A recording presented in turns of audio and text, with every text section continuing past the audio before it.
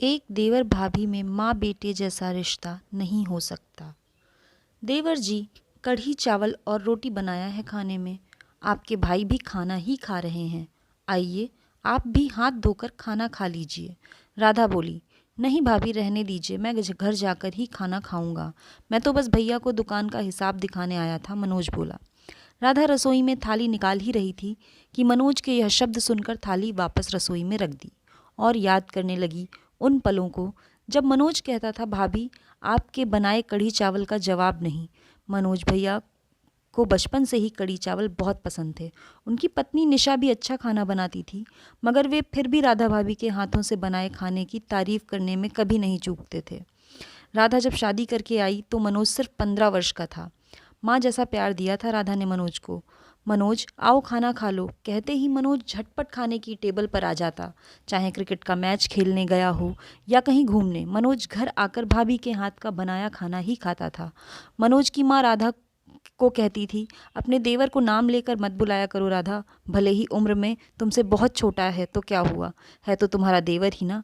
तुम्हारी आदत एक बार नाम लेने की हो गई तो कल के दिन उसकी शादी होगी तब भी तुम उसे नाम से ही बुलाओगी, और मनोज की पत्नी को बुरा लग गया तब क्या करोगी। राधा हंसकर कहती है, अरे माँ जी, मनोज मेरे बेटे जैसा है, मुझे मनोज को भैया बोलना अटपटा लगता है। मनोज कहता है, इसलिए मैं आपको भाभी माँ कहूँगा भाभी, क्योंकि आप मुझे माँ जैसा प्यार करते हो। दोनों देवर भाभी में खूब पटती। राधा के सारे बाहर के काम मनोज कर देता, यहाँ तक कि कभी कभार भाभी माँ के घर के कामों में भी मदद कर दिया करता था। कभी मेथी और धनिया साफ कर देता तो कभी उनके बच्चों को बाहर घुमा आता। मनोज भी धीरे धीरे बड़ा होता जा रहा था। अब सासू माँ भाभी माँ को ही जिम्मेदारी सौंप दी एक अच्छी सी दुल्हन ढूंढने की। राधा मनोज को छेड़ती, क्यों रे, कैसी पत्नी चाहिए तुझे। मनोज शर्मा जाता और बोलता, भाभी जो कढ़ी चावल बहुत अच्छे बनाए, और सभी उसकी यह बात सुनकर हंस पड़ते। राधा को अपनी ही बिरादरी में निशा बहुत पसंद आई। मनोज को दिखाई गई, उसने भी रिश्ते के लिए हाँ कर दी और निशा मनोज की पत्नी बनकर घर में आ गई। शुरुआत में तो सब सही चल रहा था, मगर धीरे धीरे निशा को मनोज का यूं भाभी संग इतना मेलजोल बहुत चुभने लगा। निशा के कढ़ी चावल से ज़्यादा आज भी मनोज को भाभी माँ के हाथों से बने कढ़ी चावल पसंद थे। मनोज मजाक मजाक में बोल देता, निशा भाभी माँ से सीखो ना, वो कितना अच्छा खाना बनाती हैं। मनोज का भाभी माँ के लिए ये सम्मान कब निशा का जलन स्रोत बन गया, शायद निशा भी नहीं जानती होगी। राधा का आज सर बहुत दुख रहा था। आदतन वह मनोज से बोली, मनोज पास के मेडिकल स्टोर से दवाई ले आ, जो तू हमेशा लाता है। मनोज भी अपने काम छोड़कर पहले दवाई लेने गया। निशा जल भुन उठी और बोली, यूं गैर के पति से कभी घर के काम करवाना तो कभी अपना काम करवाना आपको शोभा नहीं देता भाभी। आपकी उम्र तो देखो, कितना फासला है आप दोनों के बीच उम्र का, फिर भी डोरे डालने से आप बाज कहाँ आओगी।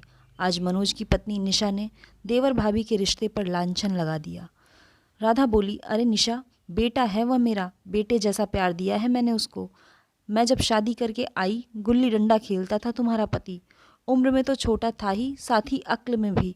भाभी माँ नाम का अर्थ नहीं समझ पाई तुम अब तक। शर्म आती है मुझे तुम्हारी सोच पर। मनोज भी सब कुछ सुन चुका था। वह गुस्से से बोला, निशा मैं सपने में भी नहीं सोच सकता कि तुम इतना गंदा सोच सकती हो। निशा भी गुस्से से बोली, आप मेरे पति हो इस घर के, और भाभी माँ के नौकर नहीं, समझे। अब मैं इस घर में एक पल भी नहीं रुक सकती। एक हफ्ते बाद ही मनोज को दूसरा मकान देखना पड़ा और वे लोग हमेशा के लिए अलग हो गए। राधा को निशा की बात चुभ गई थी। उसने देवर भाभी के रिश्ते पर दाग लगा दिया था। इसलिए राधा ने कभी मनोज और निशा से बात नहीं की और कभी उन्हें घर वापस बुलाया, ना कभी उनके घर गई। आज 2 वर्ष पश्चात मनोज पुराने घर आया और राधा ने अनजाने में कढ़ी चावल ही खाने में बनाया था, इसलिए पूछ बैठी। मनोज जानता था अगर यहाँ खाना खा लिया तो निशा गुस्सा हो जाएगी, इसलिए ना बोलकर अपने घर को चल दिया। राधा सोचने लगी, हम चाह कर भी किसी की सोच पर लगाम नहीं लगा सकते। कुछ लोग ना जाने कैसे पवित्र रिश्तों को यूं खराब कर देते हैं। क्या एक देवर भाभी में माँ बेटे जैसा रिश्ता नहीं हो सकता? आपकी क्या राय है दर्शकों? कमेंट करके ज़रूर बताइएगा। स्टोरी अच्छी लगी हो तो शेयर करिएगा, चैनल को सब्सक्राइब करिएगा। मिलती हूँ एक नई स्टोरी के साथ। Thank you.